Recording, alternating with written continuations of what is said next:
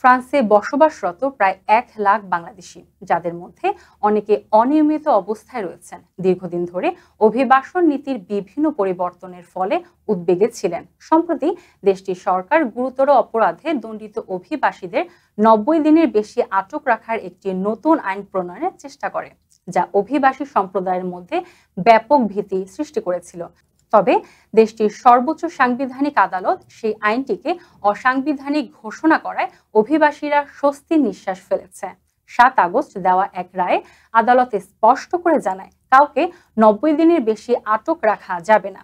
বাতিল হওয়া এই আইন অনুসারে যারা গুরুতর অপরাধে দণ্ডিত বা বিশেষভাবে বিপজ্জনক, তাদের ৯০ দিনের পরিবর্তে ২১০ দিন পর্যন্ত আটক রাখা যেত। কিন্তু সাংবিধানিক আদালত এই বিধানকে সংবিধানের পরিপন্থী ঘোষণা করে বলেছে, এত দীর্ঘ সময় কাউকে আটক রাখা তার ব্যক্তিগত স্বাধীনতা ও মর্যাদা ক্ষুণ্ণ করে। ফ্রান্সের সাংবিধানিক কাউন্সিলের রায়ে অভিবাসীদের মৌলিক অধিকার রক্ষা করা হবে এবং আটক রাখার সময়সীমা ন্যায্য ও সীমিত হতে হবে।